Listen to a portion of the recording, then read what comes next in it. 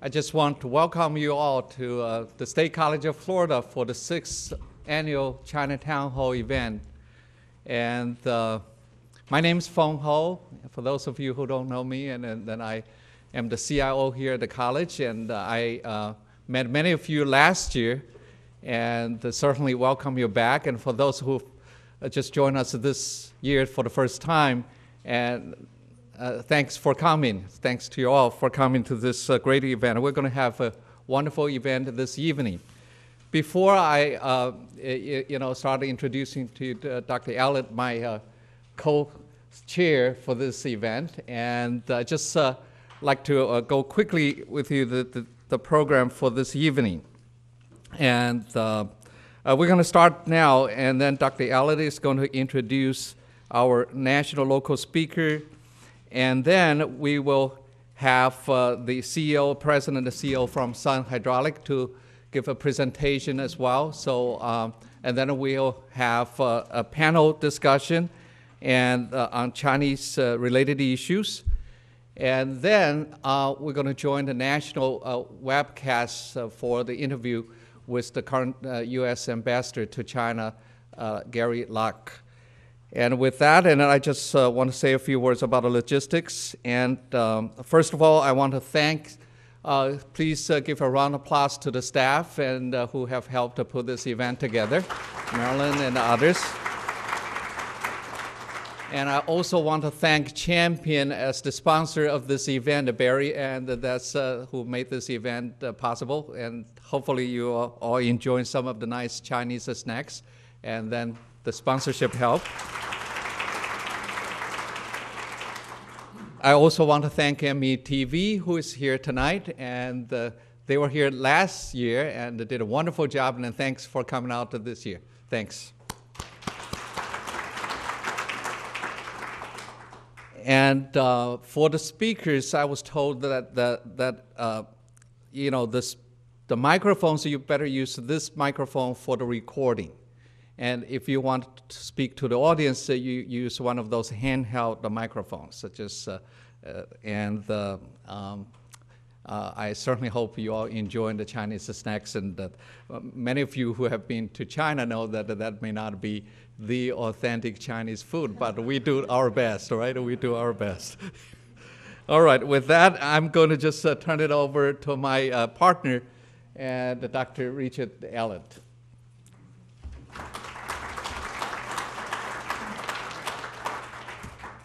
I'd like to welcome you all here on behalf of the National Committee.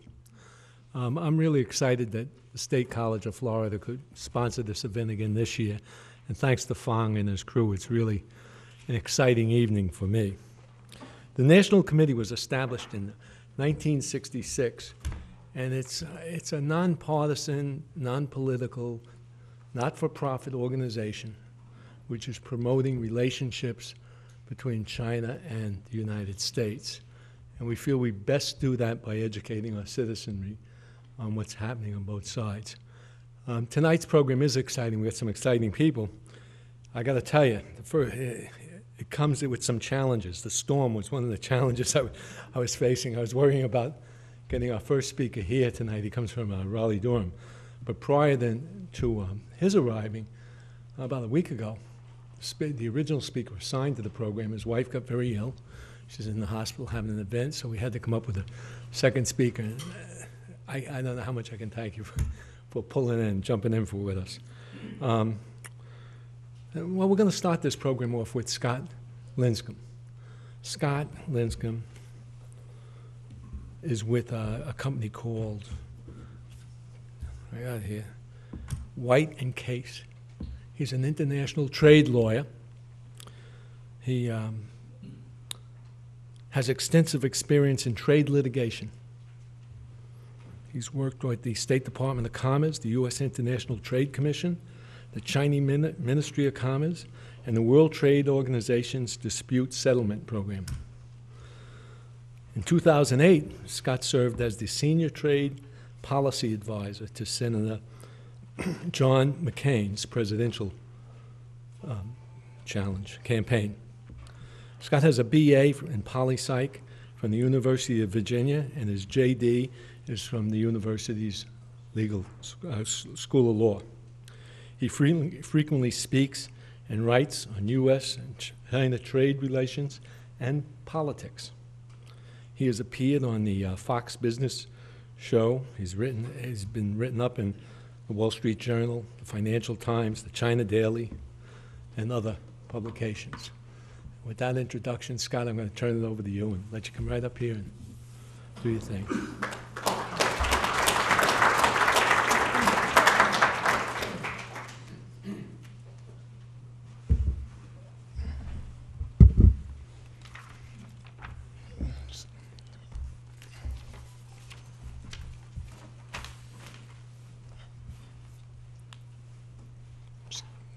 There we go. Okay. Thank you all for having me. Again, my name's Scott Lincecum. I'm with the firm of White and Case, working out of the Raleigh-Durham area. First, thank you to Dr. Elliott and to Fong and to the college and the council for having me. It's always fun to talk China policy and U.S.-China relations. And I really hope after my few minutes of uninterrupted speaking that then we can have a dialogue about these things. There are a lot of very interesting and, in my opinion, unfortunate misunderstandings out there about a lot of what we hear on TV and in the news about China and the United States. And it's always good to discuss them, especially with a group like this.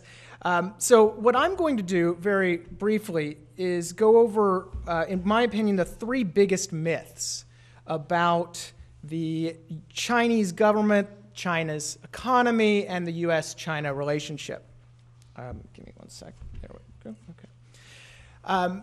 Each of these you will have heard repeatedly on the nightly news, in the New York Times, you name it. And each of them is pretty wrong. First is that the Chinese government is a smart, efficient, monolithic entity that can quickly enact policies and reforms. I call this the Tom Friedman view, held by folks like Tom Friedman for the New York Times and a lot of other pundits out there who frequently claim that if only the United States were as efficient as China, we could get things done here. We could get it done very quickly and efficiently. Well, the reality is far different than that. Yes, the Chinese government can implement policy on a fairly rapid scale when everybody agrees. Unfortunately for them, this is not really that often. The reality of the way the Chinese government works is that China has its own internal conflicts and its own domestic political concerns that distort or retard needed reforms. The most prominent economic issue is the need for the Chinese government to maintain political stability through economic growth. What this really means is that the Chinese government, that the Communist Party, essentially has set GDP targets of around 8% per year in order to ensure full domestic employment. What this means is that oftentimes when business cycles occur and the Chinese government should be acting one way, they act another way in order to maintain a somewhat arbitrary GDP target of 8%. Again, this is to maintain a certain stability in the country that they fear would otherwise be lacking. The second concern is that there is pretty significant corruption within the Chinese government. As you know, many large bureaucratic regimes, this is another issue that oftentimes distorts or retards needed reforms. The one that you're probably seeing on the front page of a lot of newspapers right now is the New York Times ran an expose about the finances of Chinese Premier Wen Jiabao, finding out that his family was worth over $2.4 billion. Wen is actually a figure in the Chinese political system who is thought to be a champion of the poor and a man of the people. Well, here we find out that Premier Wen has amassed quite a fortune, his family doing so mainly through Wen's political connections. The other story you may have heard about is the former mayor of Chongqing, Bo Xilai. This is actually a fascinating story, would make a really great TV movie. Bo's mistress has been involved in a sordid affair of a potential alleged murder of a British diplomat. Bo has now been expelled from the Chinese Communist Party, and there have been recriminations. These types of events are becoming more common, or at least more public, as Chinese society develops social media, and we hear back-channel stories of Ferrari races on empty highways and so forth. And they're deteriorating not only the public's support for the government, but also good governance. The other important issue in my mind is the disconnect between the Politburo in Beijing and local governments. You see, state and local governments in China are very much invested, or oftentimes invested, in state-owned enterprises and other industries that depend on various forms of economic stimulus, so forth, from the Chinese government. Well, what this means is that when a dictate comes from Beijing to do a certain reform, the local government might simply not play along because they have their own vested financial interests, or they are seeking to maintain a level of development because they're seeking to maintain their own status. So you combine all of these issues, and there are others, and what we see, especially right now in a time of political transition as China's undergoing, is a far less efficient government. And there really is no better example of this than what we're seeing right now in China with respect to its currency. Now, for those of you who have been following the election, I imagine most of us have heard Mitt Romney railing against Chinese currency manipulation, alleging that China undervalues its currency to get an advantage in international trade. Well, the reality is far more complicated. The fact is that reforming China's currency policies is actually very much in China's interests as it moves away from this export-oriented economic system to one that is more focused on domestic consumption and more balanced. But because of these entrenched interests that I've just discussed, particularly in the state-owned sector, the Chinese government is unable to pursue the types of reforms of its monetary policy and its export policy that it knows it needs to do. And we see the Chinese government that's actually trapped a little bit in this difficult position of trying to maintain political stability and maintain order in the domestic and local governance, but at the same time trying to convert to a more domestic consumption-based economic model that is more stable going forward. And this actually brings me to myth number 2, and that is that China has already overtaken or will inevitably overtake the United States as the world's global economic superpower. Now, this I call the American politicians' view. We hear this all the time from our elected leaders, not just the guys running for president. Throughout Congress and the Senate, we hear all the time how we have lost our manufacturing advantage, our innovation advantage to China, and if only we enact policy X, Y, or Z, that can get us back on track and make us number one again. Well, Again, this ignores several realities. The truth is that China is actually still relatively poor. I'll throw out a couple numbers for you. The per capita income in China is around $5,000 per year. In fact, that's actually skewed because when you look at, there are super rich in China that are skewing that. It's really more like the average citizen's making about $2,500 a year. Compare that to the United States, where per capita income is $41,000 per year. Per capita financial assets in China. This is what a Chinese individual has in his or her own 401k or whatever they call it there, about $5,000 total. Again, it's a far cry from what we have in the United States, but it goes beyond that. You've heard numbers that China is now the #1 manufacturing power in the world. Well, in raw numbers, that is correct. They just surpassed the United States in the last year. But on a per capita basis, so in other words, what, again, each American produces compared to what each Chinese citizen produces, we are 9 to 10 times as productive. In other words, we're producing almost as much with 10 times fewer workers. We have a dynamic, competitive manufacturing basis we'll actually hear about in a little bit, and the idea of China being this global manufacturing juggernaut simply belies some of these underlying data.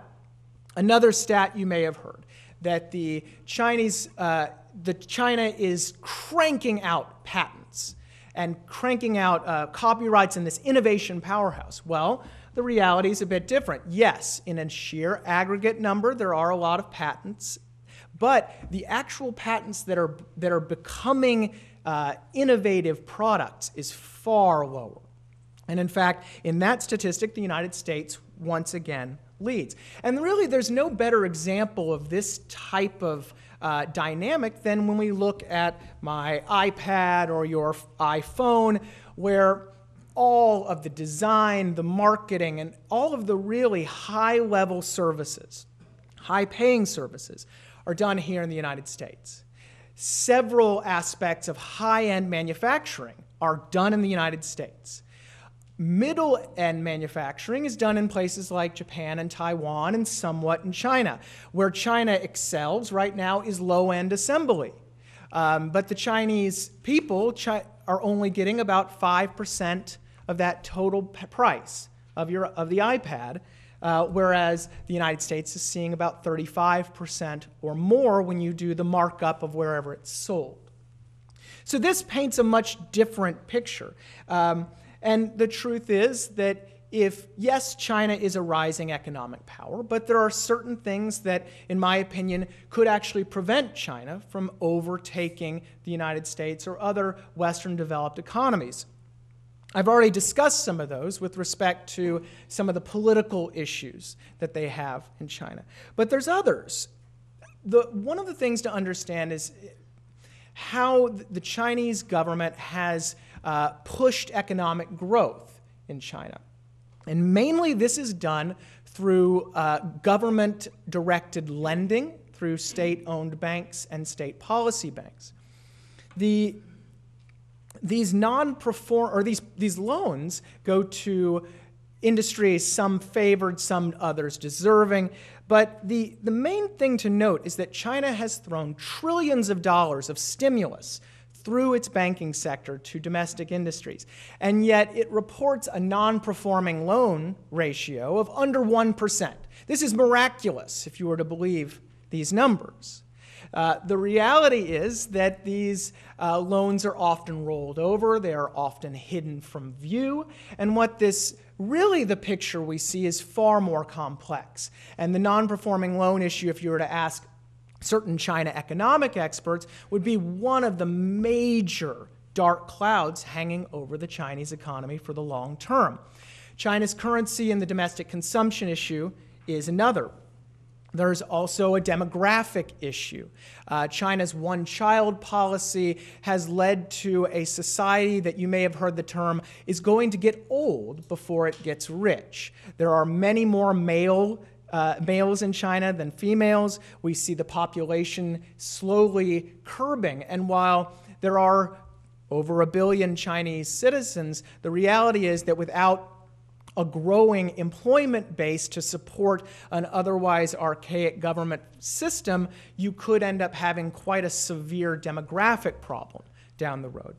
So that's not to say that the Chinese economy will inevitably collapse. There are ways out of this mess, and I have to say that the Chinese government does appear to be moving in the right direction in certain reform areas. The point really is to dispel the myth that the Chinese economy is going to just eclipse the United States tomorrow or has already eclipsed, again, what we hear from our political class on a daily basis. And this now leads to the third myth, and that is that we are nearing or are already in a trade war with China. Now, again, the numbers belie this myth.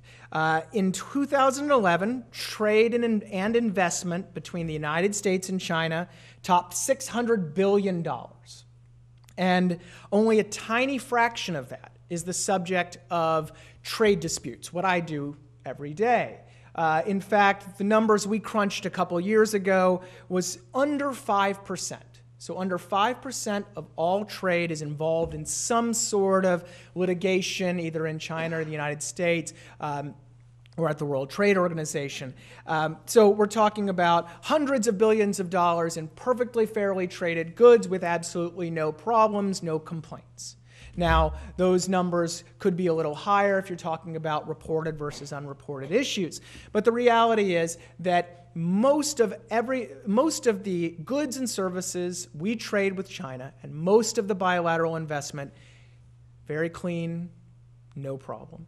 And that's not to say that there aren't issues. Like I said, 5% is still a pretty big number. But according to the Peterson Institute, which is a free market think tank in Washington, the number of overall trade disputes, this 5% number, is actually about the same as the United States and Canada in the 1980s. And what they found was this is fairly typical of two large and integrating global economies. So when we think of all these conflicts and we hear about a case that might be coming up, for example, with respect to auto subsidies. The president just announced that case on auto subsidies. We need to remember that these same types of disputes were being alleged between the United States and Canada just 20, 30 years ago. The biggest one you may have heard of or remember is on softwood lumber. This was a huge dispute totaling millions and millions of dollars. That's beside the point. The point is that this type of friction is what happens when you have a $600 billion trade and investment relationship. Now, again, that's not to say that there aren't problems. I actually just wrote a paper for the Cato Institute in Washington detailing some of these problems. In my opinion, the number one problem we have is government subsidization. Large-scale industrial policy on the Chinese government side combined with targeted industrial policy here in the United States. I just mentioned President Obama launching a case against Chinese auto subsidies. Of course, what he failed to mention is the $25 billion bailout for Chrysler and GM that, of course, is the subject of trade litigation in China right now. In fact, Chrysler and GM automobiles exported from the United States to China are subject to countervailing duties, anti-subsidy duties, because of the bailouts. In trade rules, you're not allowed to subsidize stuff like this. With both governments funneling taxpayer money to preferred industries, you are bound to have inevitable clashes. And we've seen a significant spike in these types of conflicts. And of course, as politicians put money into these industries, if they don't work out, like, for example, a Solyndra we've heard of, well, of course, the politicians are not going to blame themselves. They are going to blame China on our side. On the other side, they're going to blame the United States. And that, again, is what we see. When Solyndra started having its problems, the Department of Energy blamed China. When the Chinese solar industry started having their problems, as they're now having, highly subsidized industry in China, the solar industry, they blamed the United States and United States protectionism. And we've seen significant increases in what are called trade remedies disputes. Again, this is what I do every day. It's great for business, not so great for everyone else in the room. And those are increasing, and they are something that should be watched closely. They could further deteriorate what so far isn't a big deal or a big problem. But all of that said, it's very important, and I think that despite all of the gloom and doom I've just said, and despite some of the warnings, the thing to remember is that this is a strong and growing bilateral economic relationship. This $600 billion number didn't come out of nowhere, and it's actually increasing dramatically. And the fact that it's only a small number or small percentage of that is subject to open dispute is a very good thing. And in my opinion, will prevent any sort of all-out trade war. We're all too interconnected at this point. And I think that's a good thing. The last thing we want is a devolution into some sort of Smoot-Hawley protectionism from either side. So we'll continue to work through it. We'll continue to use the WTO or our domestic laws. And we'll just have to ignore the politicians every 2 years in order to weed through some of the myths out there and get to these truths. So with that, I thank you, and I'd welcome your questions.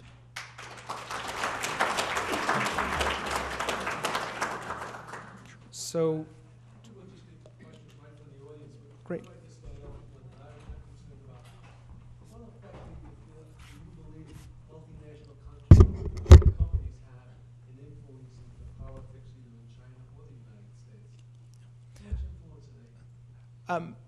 Just before I start, should I come here?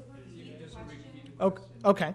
So the question was, how do I see multinational corporations affecting the U.S.-China relationship? And political decisions. Yeah, I think that they act, it's a great question. I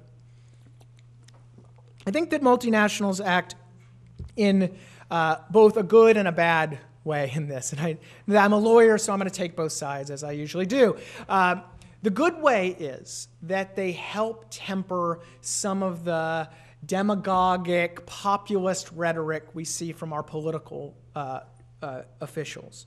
So because, for example, a company like Caterpillar is heavily invested in China, we see them actually lobbying the United States government to prevent some sort of major conflict over Chinese currency. There is a downside, however. And the downside is that multinationals can use the system for their own benefit. And one of the big areas they can do this is through what I was just talking about, subsidies. You can have a company like GM simply no longer produce here in the United States, take its US subsidies, move its production for the Chinese market to China, take those subsidies, and basically just play both sides. And so in that way, and of course that leads to an escalation, especially as unions get involved here in the United States and they see this type of dynamic. The other issue is national security. You may have seen in the news recently some issues about Huawei. This is a state-owned telecommunications provider in China seeking to invest here in the United States. There have been, in my opinion, some legitimate national security concerns raised. Some others are illegitimate. And you see MNCs playing that as well, multinationals playing those issues as well. And so it's a very delicate balance. But I think for the most part, it's a good thing as it tempers the politics on both sides. As I mentioned at the beginning, China has its own politics. They cannot come off as being seen as weak in the face of U.S. aggression. And what we see is multinationals trying to work with the Chinese government, just as they're working with the U.S. government, in order to temper some of those political impulses.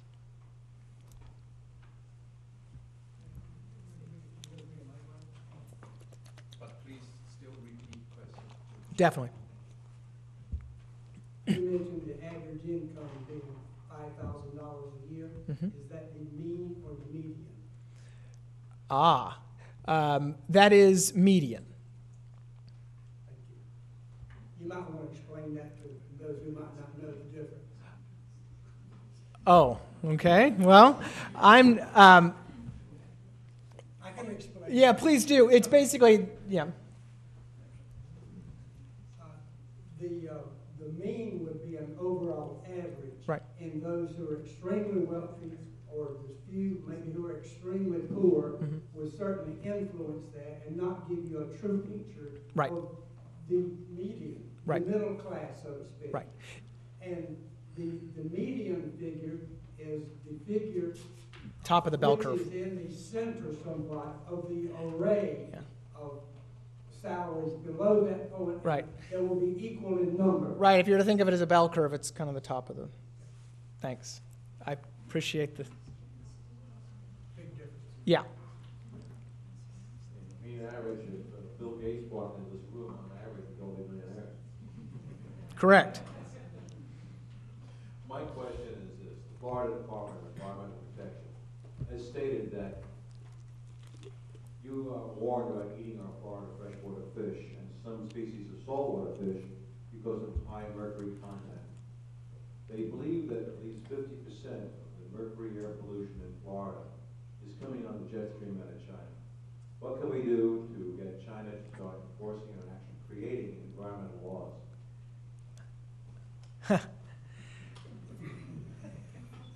It's a. So let me repeat the question. Sorry. The question is what can the United States do? I'll paraphrase and correct me if I don't get it right. What can the United States do to help curb China's significant emissions coming from China, pollution and so forth? Correct. Okay. Well, I will fully admit I'm a libertarian, so I'm not going to be proposing massive new regulations for you. But in my opinion, the best thing that we can do to help with Chinese emissions is to help the Chinese get wealthier. The truth is, if you look at the development, the kind of historical development trends of developing countries, as countries get rich, they get cleaner. And the Chinese economy is sitting right now as where the United States was post-industrial revolution, but improving rapidly. And we actually have seen very significant improvements. It's not by any means great, but significant improvements as the Chinese become wealthier. And so it's not a perfect approach because it won't happen overnight, but quite frankly, the other options, for example, imposing a carbon tariff on Chinese goods, doing these types of things, would do nothing but really provoke a trade war. I hate to use that term because I just made fun of it, but the reality is if we start imposing across-the-board tariffs on Chinese products based on carbon content, let me tell you, it would be a pretty significant mess. Great presentation.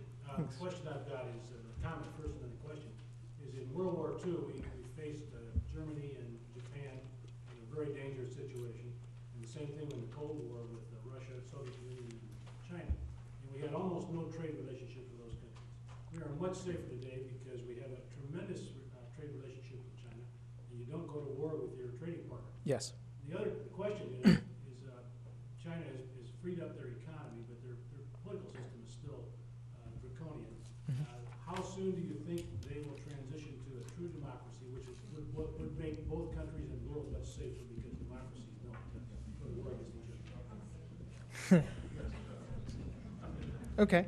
So I'll repeat the comment. I thought it was a great one. Simply as the comment was, as we trade more, we don't fight as much. Basically, the more we are integrated, the less likely there is to be a conflict.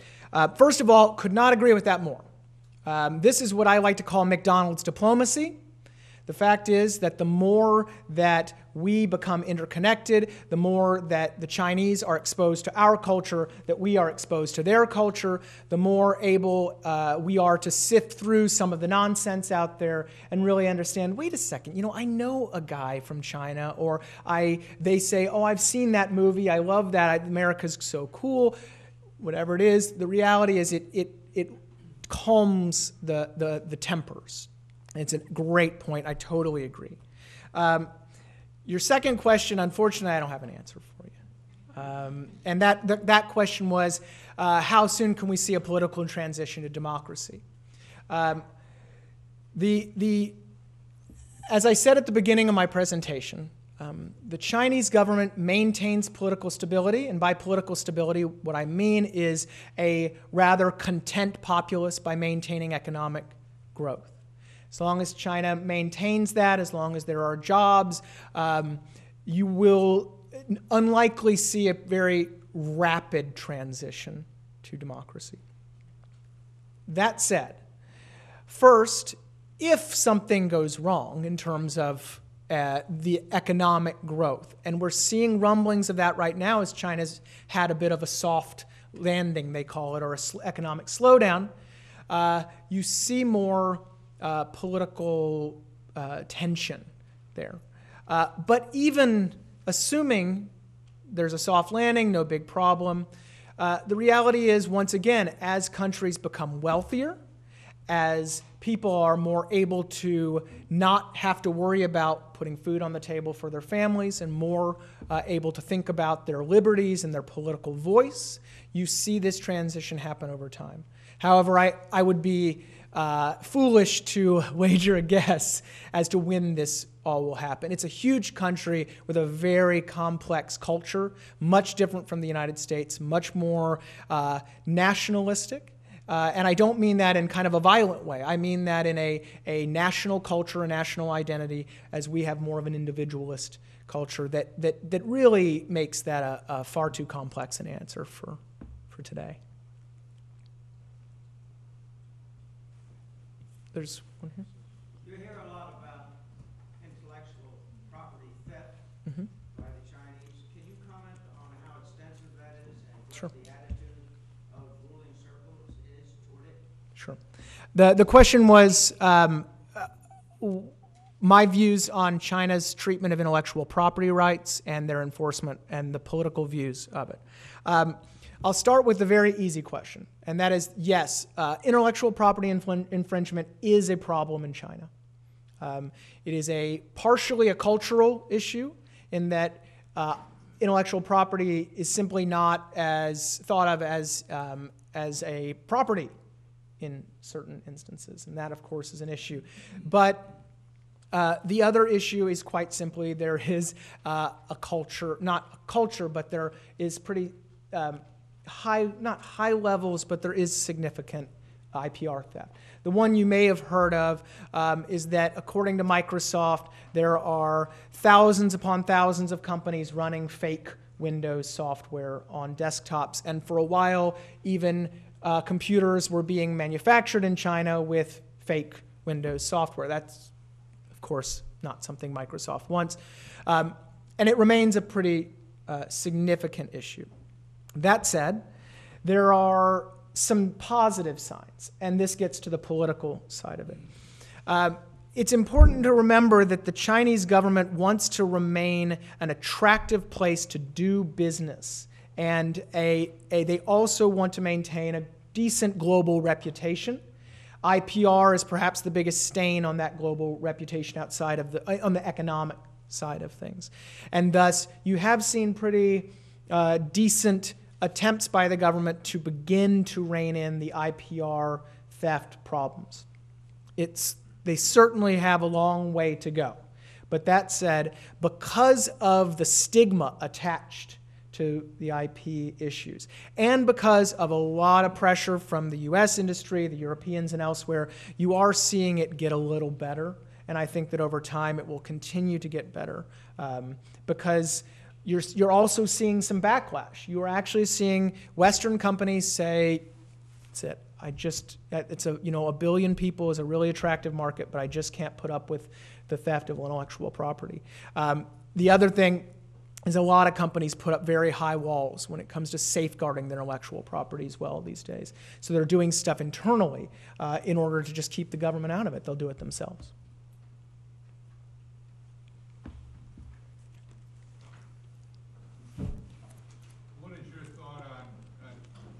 Repercussions from China owning most of our debt? So The question is, what are my thoughts on China's ownership of a lot of U.S. debt? So first, it's important to note that the actual largest debt holder of U.S. debt is the Federal Reserve. The Chinese government, compared to the U.S. government, is actually a relatively minor owner of American debt. Beyond that, China is one of many debt holders. And in fact, over the last 2 years, China has flip-flopped with Japan as the #1 holder of U.S. debt. You don't hear as much about what are we going to do about Japan and holding all of this debt.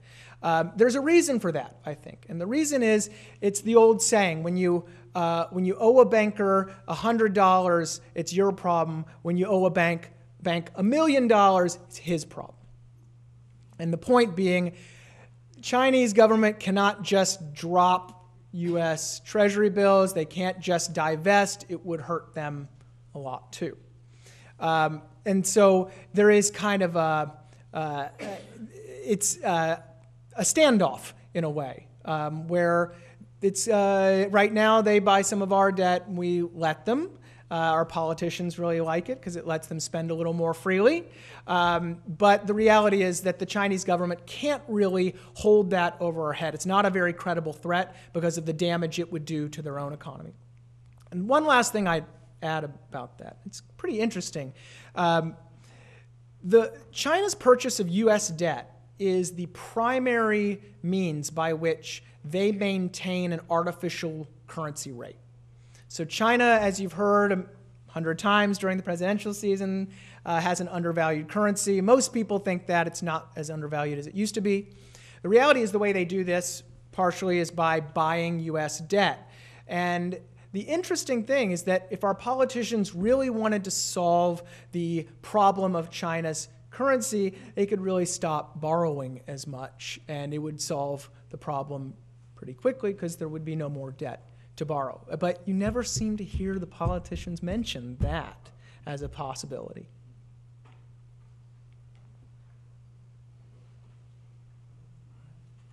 Yeah, sure. China having some difficulties or making some noises about some of the territorial disputes from the Pacific neighbors, mainly islands, most Yeah. recently with Japan, which had some rather dramatic negative repercussions in terms of their trade policy. Mm-hmm. Do you see these things developing, going anywhere in terms of its impact on trade with China as neighbors as well as relationships with us? It's a great question. I will preface this by saying that originally when these conflicts popped up, I thought it was no big deal. Really didn't see, I thought that China's and Japan's bilateral relationship is significant, and really thought that would temper things. I'm a little less convinced of that now. I'm not foreseeing an all-out war or anything like that, but the truth is both sides are pretty entrenched on this issue. And the reason is there are quite significant mineral deposits below those islands, and that always ratchets up the tension. But there are also very long-standing historical things that I'm in no place to really opine on. I don't see it affecting much the U.S.-China relationship unless there's a conflagration. The United States has, for the most part, stayed out of it. And in my personal opinion, I have no proof of this, has actually played it quite well in terms of getting Japan to pivot a bit back towards the United States in terms of geopolitics. As you may know, the United States is in the process of negotiating the Trans-Pacific Partnership. This is a big Asia-Pacific agreement. Japan had flirted for a while with joining the TPP, then turned away and looked to China to join a trilateral trade relationship with Korea, Japan, and China. After the Senkaku Islands issue, we've actually seen Japan now looking back towards the United States and back towards getting in the TPP. So in a way, this all could, assuming there's no major conflagration, this could work out in the United States' favor, because honestly, getting Japan in that TPP would be great for us, because Japan doesn't have a lot of open trading relationships. It's a huge economy, close ally. We could do worse.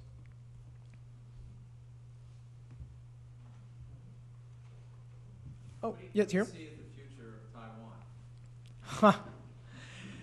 Taiwan? Well, I'll preface this by saying I am completely unqualified to talk about Taiwan, just because geopolitics is not my strength. It's much more economics and policy. That said, I don't see much movement in the Taiwan issue. It seems that we've found a very odd balance where our politicians complain a good bit. Taiwan makes occasional moves to assert a bit of independence, but at the same time stays relatively ensconced. And I don't see that changing anytime quickly. But I have to say that the U.S.-China-Taiwan issue is one of the most complicated and problematic geopolitical issues, and it's a very difficult one. Are there any more questions? One question, one more. Okay, go ahead. The United States is running approximately $600 billion annual trade deficit. At what point do you think it'll start negatively impacting on the value of our currency? Okay. Now a question I can really get into. Good. I don't think it has any impact. The truth is that if you look at over time, there is actually a strong correlation between a rising trade deficit in the United States and increased GDP and increased employment. The reason is the United States' position and the dollar's position in the world, at least so far right now it is as the reserve currency. What you see is that when the United States economy is growing, there is significant demand for U.S. Debt, be it through investment or be it through T-bills and so forth. This all has to balance out. So what you actually see is while we have a goods and services, while we have a goods deficit, we actually have a dramatic surplus when it comes to investment. And so really I see the trade deficit as nothing more than an accounting issue. It certainly is something that you hear our politicians talk a lot about. But once you realize that for every dollar of a good that comes here, we then have a dollar of investment going out, and that it's all balancing, there really isn't, and once you see the correlations that I just discussed, it's certainly not the harbinger of economic doom that some portray it to be. In fact, I would be far more concerned right now if our trade deficit shrunk dramatically. Because that would actually be a signal that our economy is slowing significantly and that people are looking elsewhere to invest. And in fact, I just would add one last thing. Even though I spoke quite highly of the U.S. economy in relation to China, I would say that investment is one area where there's been a pretty significant drop-off in the last year. It was almost a 30% year-on-year decline. That is where I would be most concerned, not in our manufacturing sector, not in our services sector. Okay. Where do you see the Chinese auto industry in the U.S. market over the next 5 to 10 years? I think making final inroads. But if you look at the Korean model, I would think something similar. Establishing production likely here and beginning inroads. The issue right now is quality is just simply not up to par, but you have seen a pretty significant push there, and I wouldn't be surprised at all if we saw a couple Chinese low-end cars rolling around in 5 years. It seems about right, but I don't think any sort of dramatic. The truth is, most Chinese automobile manufacturers are more than content satisfying the immense demand for automobiles in China. So really, you might see inroads into the United States in kind of an attempt to get a toehold. We maintain, you might not know this, we maintain a 25% tariff on all trucks. Another reason why you might see some manufacturing pop up here to get around that nasty truck tariff. But again, probably not a dynamic move in the next 5 years. Okay, thank you, Scott.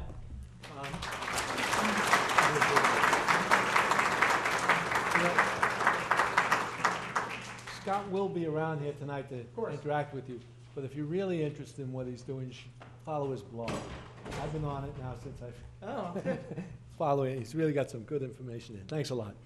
Thank you. Good job, Scott. Well, before I'm going to introduce to you our next speaker, I just want to make a couple of comments. Well, we are grateful that Scott can be here, and we all know that there is has been and it's becoming a horrendous storm that's called Hurricane Sandy. So let's just keep those affected areas and the people in our thoughts and prayers. And secondly, I just also want to make a comment on that the Chinatown Hall event this year has about 60 local venues.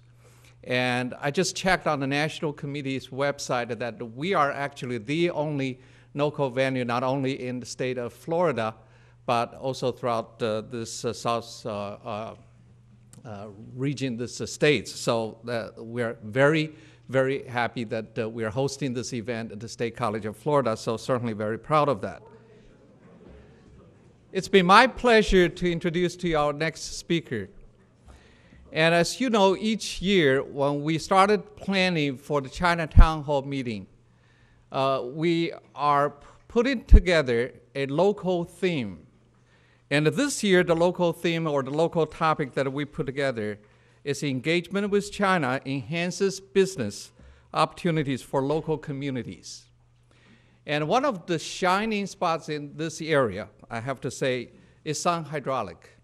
And today, we are really pleased to have the CEO and the president of Sun Hydraulic here as our local speaker, Mr. Alan Carlson. Alan has over 40 years' experience in fluid power industry, and he's a graduate of Milwaukee School of Engineering and Harvard Business School Advanced Management Program. And as the CEO and president of Sun Hydraulic, Alan is leading very successfully a company that is still making profits and showing strong expanding fiscal plans and hiring new employees in this turbulent economy. And recently in the Herald Tribune, and it's reported that Sun Hydraulic has raised 8% of its profits. So we are certainly very glad that Alan can come here to speak to us today. And Alan also is the past chair of NFPA, National Fluid Power Association, past chair of MAPI, President's Council, a region at MSOE. I will let him to explain to you all that acronyms stand for, Milwaukee School of Engineering, and also actively involved with junior achievement, serving on both in the local, national, regional boards. Alan? Great.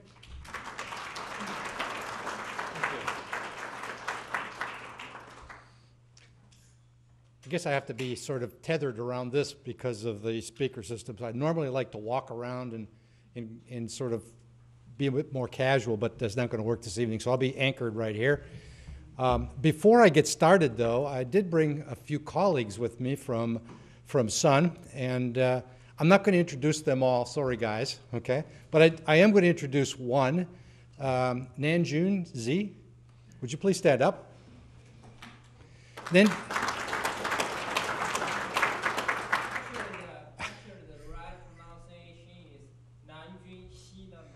Okay, all right, Kimmy. His name around Sun is Kimmy, okay? Actually, he's here on his third, I believe, 90-day training assignment in 2010 or 11? 2011, we hired 2 young engineers fresh out of college, and Kimmy is one of them. So if you want to find out what life is really like in China and how it's compared to here, there's a real-life example who just happened to be in town for the training program until the end of the year, in fact. I think you're going back in mid-January. So, with that, I'd like to get started with my presentation, and I'm going to essentially have 2 presentations kind of joined in the middle. The first presentation, to make it meaningful, is on Sun Hydraulics.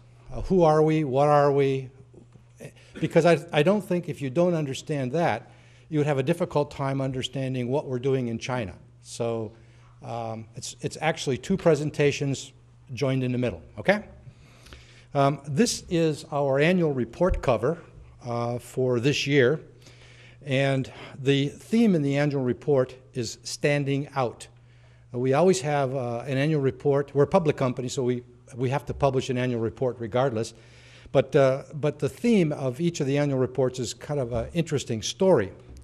And this particular annual report, called Standing Out, talks about our differentiation and what sets us apart, what makes us a different kind of company. And I can think of about 5 bullet points as to what that is. First bullet point, highly engineered and differentiated products. Second bullet point is strong process expertise and manufacturing know-how. The third is our brand. Believe it or not, Sun Hydraulics is probably as well known in China as it is in Sarasota, okay?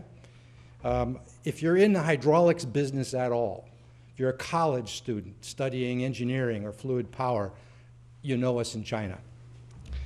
Our global presence sets us apart.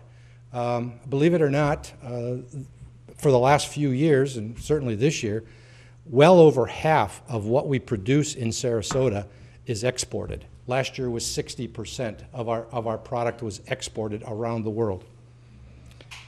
And we have a focus on the long term, which is probably not quite as common with public companies these days because they're always interested in next quarter, this quarter. But our focus, since becoming a public company in 1997, is to focus on sustainability and long-term profitable growth. So those are some of the things that sets us apart from some of the others. Along with the theme of being different is this theme of how we stand out. I liken it to a lot of companies that couple products and service, the quality of both the products and the service. So Sun Hydraulics doesn't mean anything to most of you, so I'm going to throw an example that I like to use of a company that exemplifies a great product and a great service on a worldwide platform. And there aren't many of them, okay? But I like to use BMW, okay? In fact, if you go to Shanghai and you get out of the airport, you're going to see a lot of BMW 5Ls. You will see them nowhere else in the world. It's a Series 5 stretched. Because the guy that has a BMW in China probably is the owner but not the driver. He's sitting in the back seat, so he wants a stretched, and a 7L is just too big. So it's a 5L, okay? That's what they commonly drive as a luxury brand. Everybody thinks it's Cadillac. No, it's BMW or Audi, okay? So we like to emulate that sort of success style. Great products and great service. We also like to be known as having both industry and community leadership. As part of my bio, I'm on the Board of Regents of Milwaukee School of Engineering.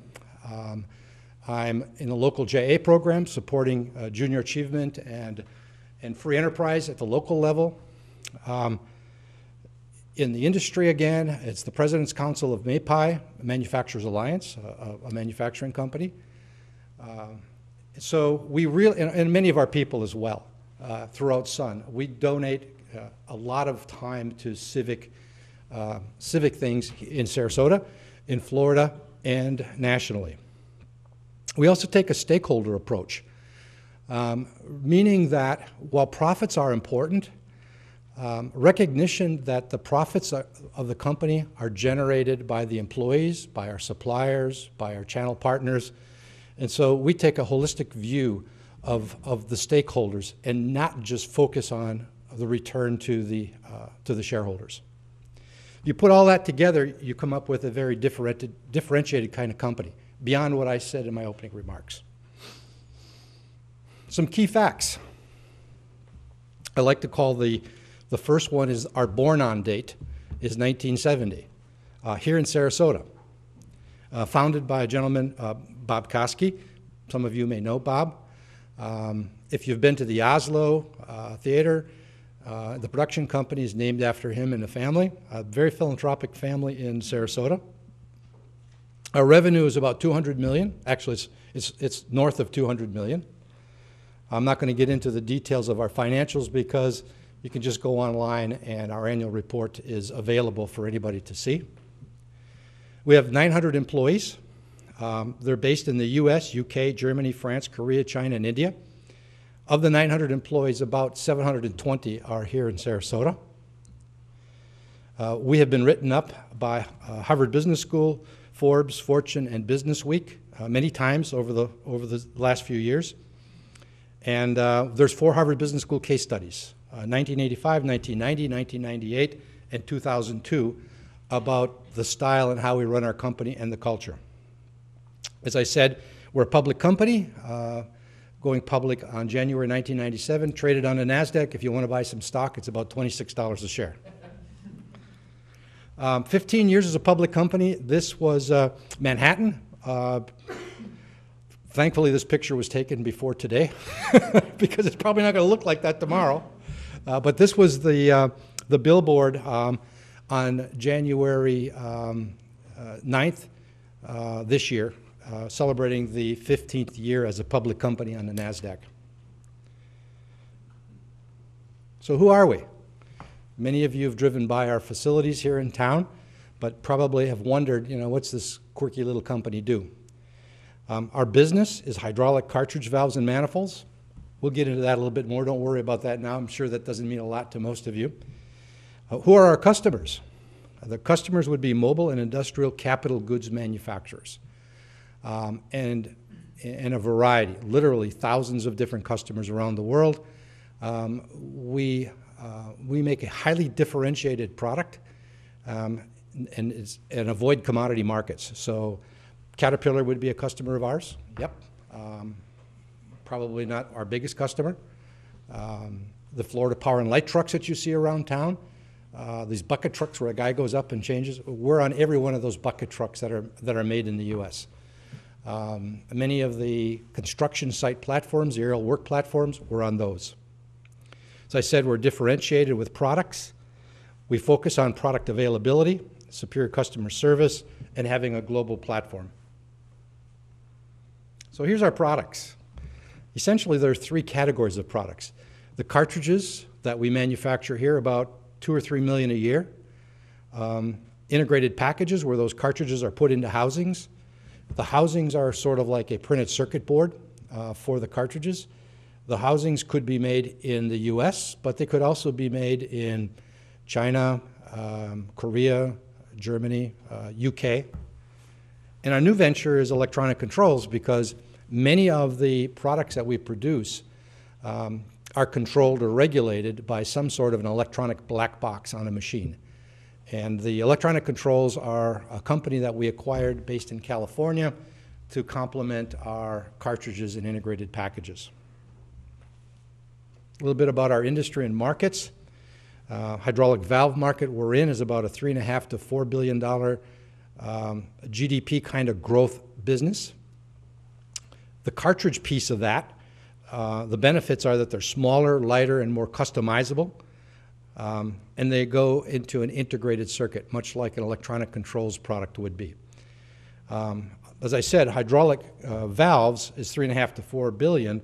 The cartridge piece of that is about 1/3. So somewhere is about $1 billion and $1.5 billion of the hydraulic valve market would be cartridge-based. The markets would be considered mobile or industrial. Some examples are fire trucks and all kinds of various mobile equipment. Anything that moves or requires a lot of force or energy would be the mobile market. And in the industrial market, it could be anything ranging from injection molding machines to any variety of in-plant usage. Believe it or not, there's a third category, which I haven't listed, which probably is only about 7 or 8%. You probably have heard more about this small 7 or 8% than you have about some of these. For example, these solar arrays like Cylindra, okay? Those solar arrays are tipped into the sun during the course of the day, right? They follow the sun, right? And these solar arrays sometimes are the size of a football field. So it's not like you can just tip these, because they're individually quite light, okay? But there's a lot of them, and they're heavy, and they have to be positioned into the sun. So a lot of the solar arrays would have our equipment to do that positioning. Windmills. Probably just about every windmill out there has a sun product on it.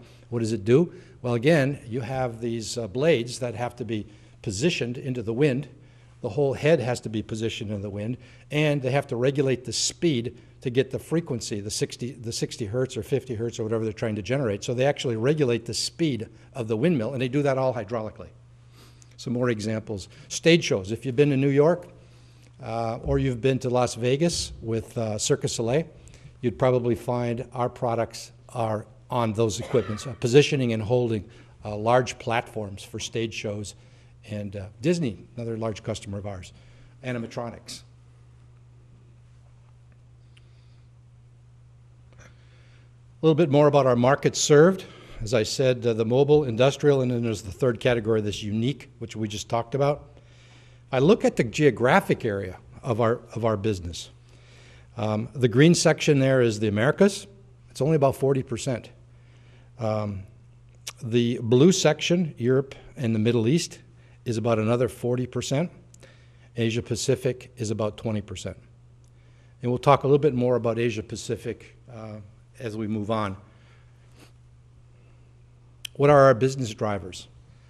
You know, we make most of our products in Sarasota. So customers in China, you know, they want to know that they can get products, and not just in China, but in Germany and France. So we focus on having a very reliable delivery system and production system. We don't know when we're going to get another order from any of our customers, and so our ability for the plant to be agile and flexible, it's made just in time, so we don't sort of make it and stick it in a warehouse and hope to sell it. Every product that we make is ordered. There's a customer for it, even in China. We focus on new products. About 15% of our business is new products, and I have a product manager here this evening, and he will tell you that I would say that ain't enough. We need more new products. That's what sets us apart. Integrated packages. An integrated package to us is to create a hydraulic system using these cartridges in a manifold, which is the carrier or the circuit board for the system. We're probably the largest producer of integrated packages. As I said, our global footprint is very important to us. We're in a lot of different places around the world and continuing to expand. Probably the second biggest driver for our growth in the last 10 years, and by the way, when I say growth in the last 10 years, we started the decade, the 2000 decade, about a $65 million business. And we had our best year ever last year at $205 million. So we've just about tripled in size in a decade. And this year, it's a very tough year, very tough business climate. There's a debate whether this will equal last year or just come slightly less than last year. So even in a very difficult business climate, we're continuing to grow. And if you have a chance to take a look at our financials, you'll see that our top line's impressive, but our bottom line is even more impressive. And that's what creates the value of a company. The top line, you can ask General Motors this, the top line is kind of irrelevant. It's what are you putting to the bottom line. We went public in '97 with a market cap of $55 million. So a really small company. Market cap was generated based on 6 million shares at $9 a share. When we went public, 54 million. Our market cap at the peak of, I think, late 2010, early 2011, we were about 800 million market cap. And today, I think our market cap's around 650 million. So the value of the company has more than increased tenfold in the last decade. The website is very important for us. Why?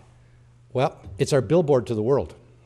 And I have a marketing guy here who's in charge of our next generation website, and I don't think a week goes by that he doesn't hear from me asking about how's our new website coming. you know, it's important to be able to deliver products, and Tim hears from me all the time about how's our delivery of products, but, you know, delivery of products is important, but, you know, if you can't get your message out, if you can't talk to the marketplace, you're not going to have any orders. So they kind of all go together, the new products, the ability to ship products on time when customers want them, and our marketing and billboard to the world. And you know, that website is seen all around the world, in China, in India, and it's just loaded with technical information and tips on how to apply our products.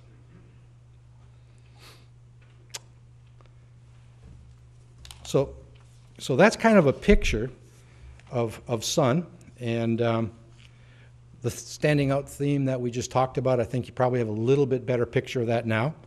And so with that, I want to go to China. Kimmy, did you do this cartoon? Robbie did, okay. So the problem with this cartoon is that's not how you get to China from here. Because if you've been to China as many times as I have been, you know that there's really only one way to get there from here, and that's through Detroit. Okay? And you go right over the North Pole. You don't really go over Hawaii, although it would be interesting to do. But so our base in China is in Shanghai, and it's very quite easily to get to China from here. I mean, it's not that much more difficult than getting to Hawaii, to be honest with you. It's a short hop, direct. I hope there's nobody from SRQ Airport here, but I go Tampa. I go Tampa, Detroit. It's a very good connection, direct flight. I hang out at the Detroit airport for about an hour and then catch a direct flight Detroit, Shanghai, right over the North Pole. It's about a 14-hour flight, could be as much as 16 depending upon the winds. So I mean, it's pretty easy to get to Shanghai from Sarasota. So let's talk about Sun in China and what are our growth initiatives. We actually started in 1998 in China with a joint venture, a 50-50 JV. And our JV partner was Taiwanese. So the question was about Taiwan. I think I can answer that. Okay, I can answer that one really well because they were for 12 years our JV partner. I also negotiated with them for us to either buy the business from them or to sell it. And I think that negotiation took me 2 years. Okay, very, very difficult. But I'll tell you what, the Taiwanese people in mainland China are kind of sought after. I mean, they want that type of trade with Taiwan. And I think the Chinese government, for the last 10 years or more, have realized that the best way for China to eventually take over Taiwan and make it the 51st state, or whatever they're going to call it, right, is through commercial trade. And they certainly don't want to get into a war over Taiwan. There's no winners. And so they're going to be very patient. They always take a long-term view. It took them 100 years to get Hong Kong back. Okay, they're not going to have any problems with 100 years to get Taiwan back. It's only been 60. Okay, so if it takes them 200, that's okay. It's so that's kind of what's going on there. Actually, the Taiwanese people have some huge advantages in mainland China. Tax advantages. The one-child thing doesn't apply to the Taiwanese. So Taiwanese guys are sought after by mainland Chinese women because they can have as many kids as they want. Okay. So there's some interesting things that are associated with the China-Taiwan if you sort of scratch beneath the surface. We sold, as I said, the JV in 2010 after 12 years.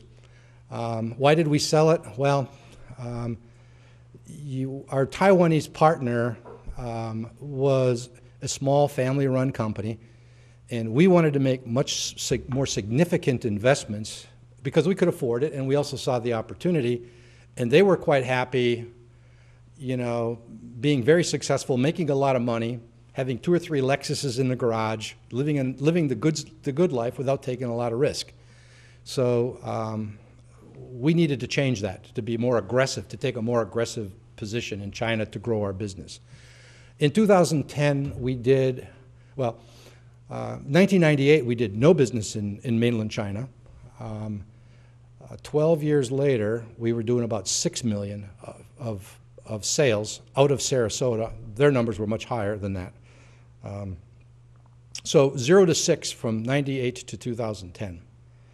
We set up our own sales company. Last year we did close to 15 million in China. We more than doubled it. Now that's a little bit unusual because last year was still a very strong year in China, and many of our distributors and systems integrators were putting some inventory in place to build up inventory. But still, we grew quite rapidly last year. This year's a tough year in China. I think we're going to be somewhere around 10 million. Is that right, Kimmy? Okay, good. I'm going to hold you to it. Somewhere around 10 or 11, 12 million, somewhere in there, which these are all products, by the way, that are manufactured and produced in Sarasota and shipped to China, kind of like the BMWs of the cartridge business. So what's our ongoing growth initiatives? Well, systems integrators, these are people who buy our products and embed them into systems. It's kind of like Intel. You know, Intel doesn't make a computer. Dell does, or HP does, and Dell and HP buy the chipset from Intel, and they embed the Intel microprocessor into their computer. That's kind of what we do. We don't make a microprocessor, we make a fluid processor, and our fluid processor is embedded into the systems that are made by all kinds of different companies, mostly Chinese companies, by the way. Distributors, which are a little different than systems integrators. Our distributors are people who are buying and reselling our products and looking for applications in use of our products. Technical support and marketing support kind of go hand in hand. As I said, Kimmy's job is to learn our products and learn how to apply our products and be technically capable so that he can go back to China and provide technical support and look for markets for our products. We have 3 people in our Shanghai sales office. Kimmy is one. The other gentleman, Robbie, is also a young student from a university. And I'll talk about that in a little bit, but technical support and marketing support are key for our future growth. So taking a look at that Sun's area in China today. So the red is what I said, we have 3 distributors, they're stocking distributors, so there's physically some finished products that have been purchased by these distributors. It's kind of like the car dealership, you know? The local BMW dealership in Sarasota has an inventory of, I don't know, probably $5 million worth of BMWs, and you can go down there and take a look at one, he'll help you get one. That's what our distributors do, they buy and resell, just like the BMW dealer does. Then we have about 20 systems integrators. They're shown in the yellow area. The potential area, the blue area, is where we have lots of opportunity to grow, but it's not the low-hanging fruit. You can see the low-hanging fruit in China is along the coast. That's the industrial area. As you get further inland into the blue area, there's less low-hanging fruit. There's fruit there, but it's going to be harder to pick. And this dark area, which they've called the zero area, it's like there ain't any fruit. Don't even bother going there. So that's kind of the picture of how we look at China. The target cities, they've mapped that out. The top ones, we're already there. We're in Beijing, for example. We're in Shanghai.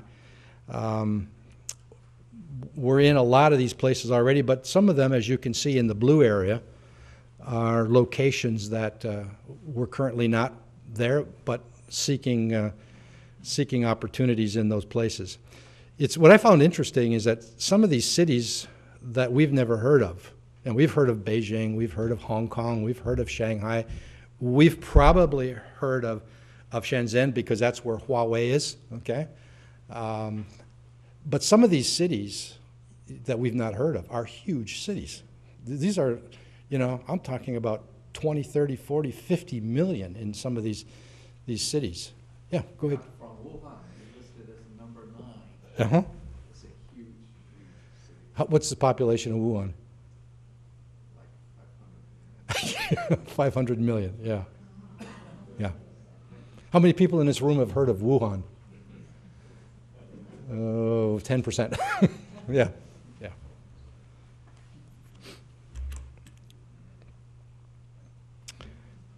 The systems integrators I've talked about earlier, you know, this is kind of where they're at. We have 4 of them in Beijing. We have 1 in Dalian. We have 1, 2, 3, 4, 5, 6, 7, 8, 9 of them in Shanghai area. 1 in Hong Kong, 2 in Shenzhen, 1 in Guangzhou, 1 in Ningbo, and 1 in Changsha. As I said, there's plenty of opportunities.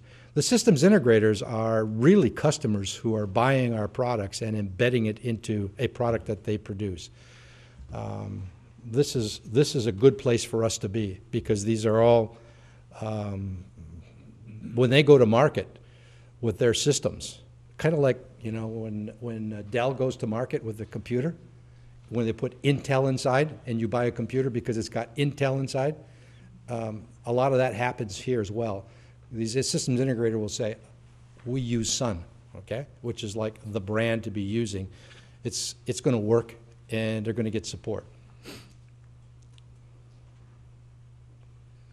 These are the distributors that we have, which is the red area. You can see it's mainly along the coast and the northern part.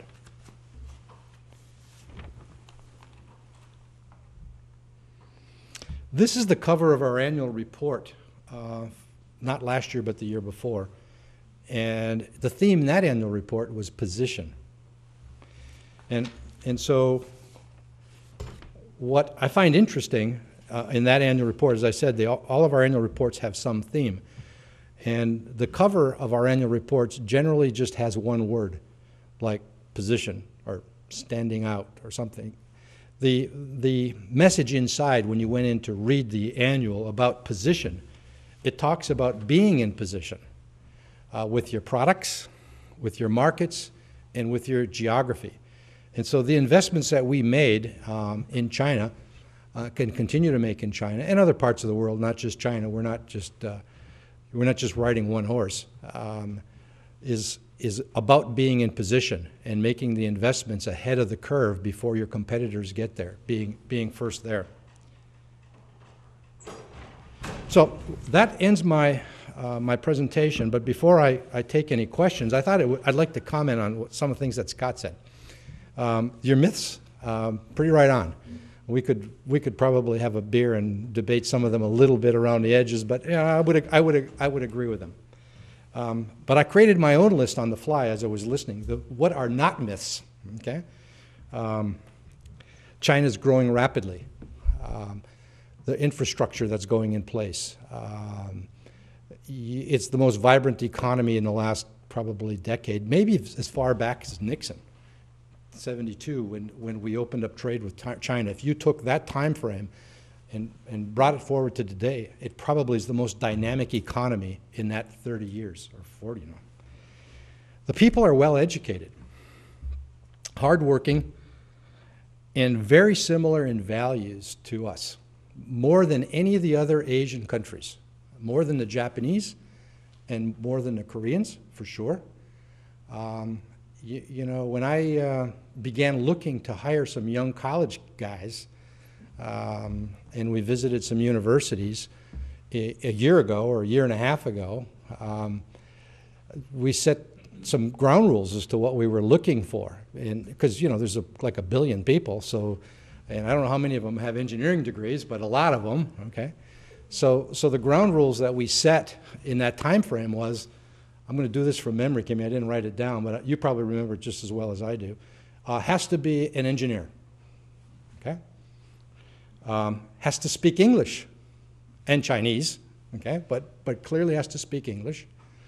Has to be able to learn and take our message into the marketplace, and has to have a sense of humor.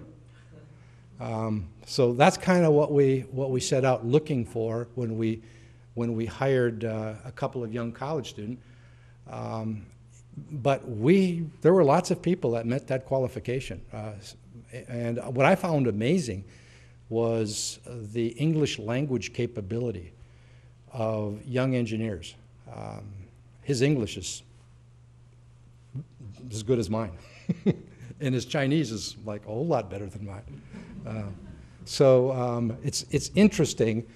The values of the Chinese people are hardworking, they're entrepreneurial. You know, they like to start companies, as opposed to the Japanese who want to work for Toyota, or the Koreans who want to work for Samsung, right? The Chinese people like to start their own businesses and be entrepreneurial. Their legal system is not a myth, it's terrible. They have no legal system. It's getting better, but it's coming from zero. So that's an issue. And I don't know how that's resolved. It's going to take a long time to resolve it because they have a completely different set of values when it comes to their legal system. They have a very small middle class relative to the total population. Their middle class is probably bigger than the US middle class, but when you put it as a percentage of the total, it's a very, very small middle class.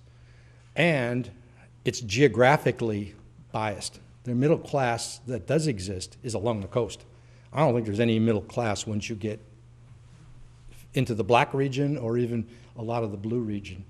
It's skewed to the coast, to the coastline. Beijing, Dalian, Shenzhen, Hong Kong, Shanghai, and the cities around those major metropolitan areas.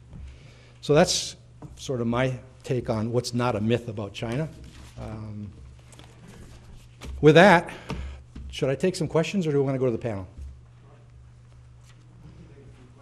Okay. I got 10 minutes for questions? I got 5 minutes for questions, okay? I'd like to start off by having you address a little the culture of your organization, because that was the most unique thing I found, and I think that's made you able to adjust. Okay. Sure. The question was, what is the culture about that at Sun Hydraulics, and how is it different, and how does it work? Well, the company was founded with a very simplistic view by engineers, and so much of what we do makes a lot of sense to engineers and project kind of people. There's a lot of things that we do, but probably even most importantly is what we don't do. So, you know, for example, we have no company perks. I don't have a company car, for example. We don't have private offices, okay? I don't have a parking spot up to the front of the building. If I get there late, okay, I park in the back of beyond like everybody else. My benefits as a CEO are no better than everybody else's benefits. Sort of a very flat organization. We were flat before the Japanese invented flat, okay?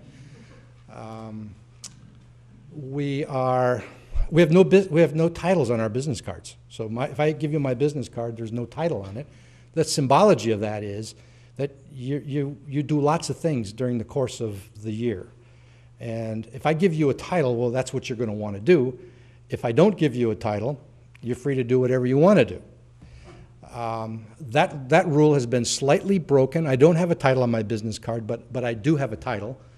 The SEC, being a public company, would like to know who goes to jail if something goes wrong. So the CFO and the CEO are titled by the SEC, but that's it. So I could go on and on and on, but that's kind of the interesting thing. What I found around the world is that our style works well in some places and not so well in others. We really struggle in Korea, for example, because in Korea everybody has a title. That's just part of their culture, and if you don't have a title and you don't address somebody with title, I mean, when I go to the office, nobody calls me Mr. Carlson or CEO Carlson or whatever, okay? But in Korea, you do, okay? That's part of their culture. You would be considered not respectful if you didn't say, "Good morning, CEO Carlson." Those are some of the issues that we deal with in Korea. But Germany works good. I think China works good. Kimmy, do you have any problems with our culture? Told you, sense of humor. Okay, I could talk more about it, but we're out of time. Yeah. Alan, thank you for your presentation. I was also involved in running multinational companies around the world and spent some time in China. But one of the questions I have is you've been in China for a number of years, as other countries as well. Your product's highly customized, it sounds, but I'm sure there's a lot of common componentry there where you can modularly package it for the custom application. What's been the major barrier for you not setting up manufacturing capabilities in, for example, China? Okay, the question was, what's the barrier for not producing in China or other markets as well, and shipping from Sarasota? Well, the answer to that is number one, we go to market with a highly engineered, very sophisticated, lots of process capability, lots of automation. We really work hard to not put things together by hand. Now, it's kind of turned out that way because when a company was founded in the 70s and 80s, you couldn't hire quality people to do manual labor in Sarasota, Florida. So we had to invest in automation because that's the only way we're going to get it out the door. But we found over a period of time that this automation has given us better quality, more precision, repeatability part to part to part.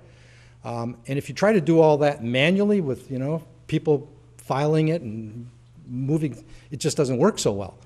So our reputation of having a high quality, very common, highly engineered product is to a large degree, not because it's in Sarasota, it's because we've invested very heavily in automation and capital and machinery. We invest about $10 million a year in plant and equipment for automation. Okay, so it's not an issue of IP protection, or it's mainly automation investment. Yeah, that's correct. And the byproduct of that, besides having higher quality, higher reliability, repeatability, you can get a lower cost product a lot of different ways. And you can hire, $1 an hour workers or $1 a day workers, or you can invest in automation and equipment and make millions of them. And that's the approach we've taken. But ultimately, if one of your goals is time to market, customer service, and responsiveness, you're going to have to get closer to your market. Well, that's why we make the housings locally. So the chipset, if you would, the high precision stuff, okay, that's made in Sarasota. But that chip has got to go in some sort of a circuit board, and those are made all around the world. Well, we're going to have a panel coming up, and really do want to thank Alan for this wonderful.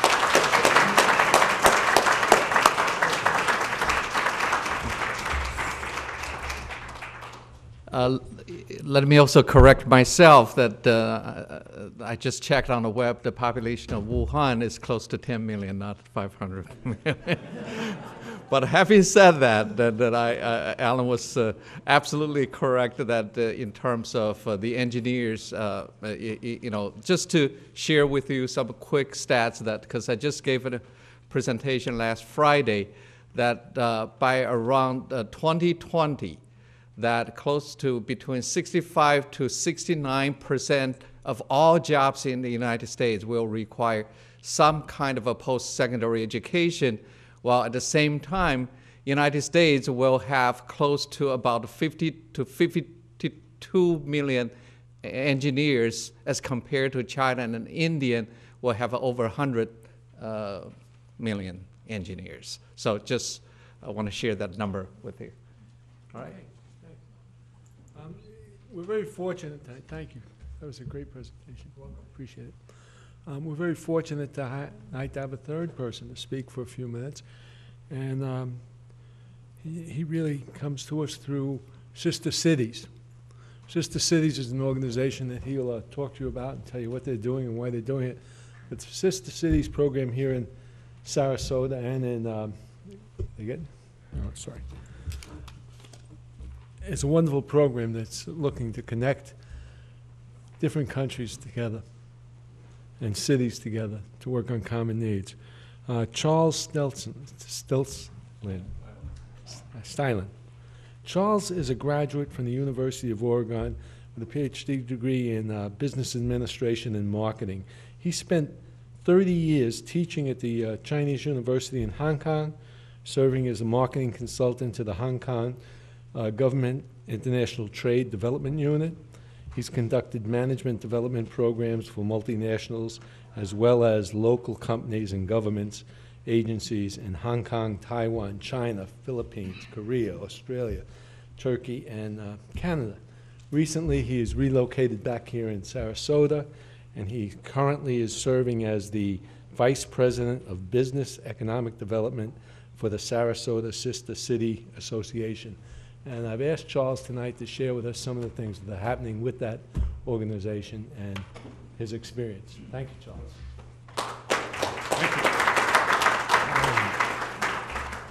我識講廣東話，但係唔識講普通話。So, I speak Cantonese. I'm from Hong Kong. I carry Hong Kong citizenship. I carry a U.S. passport. I have worked inside a Chinese organization for 30 years of my life. You talk about a cultural adjustment. Take your American value system, put it in the bottom drawer of your desk, lock it up, and every 5 years, my boss would say, next week, the Americans are coming, open up the bottom drawer of your desk, and you will be an American. They need a bad cop on occasion. I will sometime write a book, sometime of 30 years inside a Chinese organization. You cannot believe the adjustment you have to make. Sister cities, we have 8 cities around the world in Italy, France, Russia, Israel, Mexico, Scotland, Canada, and China. Up until a few months ago, Sister Cities, as I understand it, was an exchange of culture. President Eisenhower founded it, and he wanted people to be friends with other people from around the world, understand those people. A few months ago, a major stream was added, and it is business and economic development. The issue tonight is China. I have been there since the beginning. I have been called into the state-owned corporations before the communist veil was lifted, into the cadre schools, which educated the economists under communist rule, and was given an opportunity to help turn that thing around. Many, many Americans were in there years ago helping to bring change. Sister Cities has in China their sister city of Xiamen. It is one up here, 3.5 million people. It happens to be my favorite city in China. The topic of conversation for the next year, in this 10 years, next 10 years in this country will be China. 10 years from tonight, however, we will have a different topic. It will be India. They will come after China. The question is, are there opportunities in China? You betcha. But in order to take advantage of anything that we have up there, you better know what you're doing. Our first objective in the Sarasota Sister Cities is to take Xiamen, China, and use it as our model. So I have built a model as to how you go into China. Our product is, interestingly enough, Sarasota and Manatee County. We have to figure out within those 2 counties which, in fact, will be the specific products, services, et cetera, that we bring to Xiamen. If we do it right, Xiamen is a gateway to the rest of China. According to Ambassador Locke, when he was Secretary of Commerce, this was one of his final remarks. Less than 2% of all U.S. companies have ever exported anything. That is an amazing figure. And of that 2%, 58% have only exported to one foreign market, Canada and Mexico. This is absolutely incredible. I had dinner in the U.S. Embassy mission a few weeks ago in Beijing as a guest of our head trade man in China. I was bringing 10 Hawaii-based companies into Hong Kong and into Beijing to make the right partnerships, the right meetings with the right distributors. There are many things that we can do. We just have to know how to do these things. 2 things. Before you attack any foreign market, you have to understand that market. You have to know what's going on. And I'm sure you put a lot of time in before you jumped into the pool. You have to know that. That's the first step. Second step is to identify what are the specific opportunities. The third step is you have to build a strategy to get into that market and also make sure that the players on the ground, your distributors, are on the same page as you are. Otherwise, you will have lots of problems. In lieu of time, what I'm going to do, I'm going to just quickly run through a list. These are the opportunities in China. My years of experience in China, my meetings last week or 2 weeks ago with the top government officials in charge of investment, trade, commerce, friendship in the city of Xiamen. They were totally open. My meetings with key people in Hong Kong and then up in Beijing, taking the 10 Hawaii companies into those markets. This is what I have come up with. I'll do this very quickly. China today. Chinese companies are expanding and looking for both regional and global opportunities. The need to shift from an exporting dominant economy to a domestic demand-driven economy. This is not an easy task. Part of the problem is that the savings rate in China today is 30%. Tell me, you're going to go into a domestic-driven economy? Our savings rate up until about 8 years ago was negative. You gotta be willing to spend the money in order to get the domestic economy going. The need to move away from low-cost manufacturing to higher value-added businesses. This is intended to improve the lives of the Chinese people. To move forward, there is a need to gain an understanding of the required structural change. These were all topics that I was discussing with some of the key people up in the city of Xiamen and in Beijing. China needs to improve healthcare, education, a better distribution of wealth, social security, and an improvement in the environment. They need to improve the managerial decision-making processes required to develop new customers, new products, and new geographical markets. They need to go west. The need to be able to monitor shifts in demand and then knowing how to react, looking to their own inland provinces and into their western provinces. The need to become more entrepreneurial and just not being a follower. How many times have I had senior Chinese officials tell me, Chuck, it is embarrassing for us to have to copy other people's products. The need to become more entrepreneurial and not just being a follower. The need to develop acceptable products for lower income people at competitive prices. Due to a shortage of trained and experienced managers, there's a need to attract, train, and develop the right people, including new leaders. The need to develop a more brand loyal customer group and to offer a much better customer experience and customer service. The need to also go up market and to compete with the international brands. The need to go from traditionally being just a big organization to actually delivering results. This is the problem with the state-owned corporations. And 50% of the companies in China are state-owned corporations. In essence, China will try to move from a made in China to a created in China economy down the road. The number of science parks now in existence will help move them toward that objective. My visits to 2 science parks a few weeks ago during my recent trip to China convinced me that this is now happening. However, all of this will require extensive innovation that will be a function of the country acquiring knowledge, technology, and practical know-how. I'll do this one very quickly. These are the issues and the priorities of China today. Energy savings, environmental protection, travel and tourism, marine industries, agriculture, building design, education, professional services, high technology, Medicare, medical care. Taking that and applying it to the city of Xiamen, you see a very similar need. The overall situational analysis reflects the objectives of Xiamen.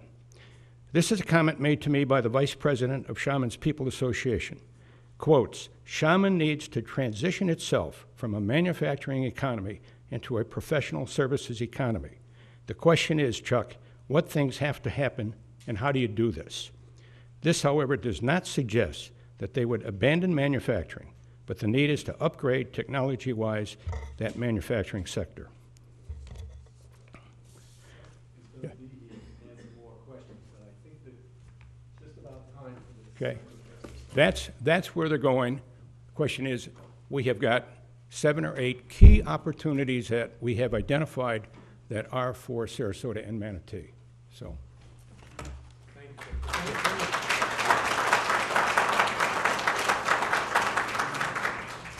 you want more information on the Sister City program, both here, both in Sarasota and Bradenton, speak to this man. He'll get you in Okay. contact. Thank you, John. Thank you.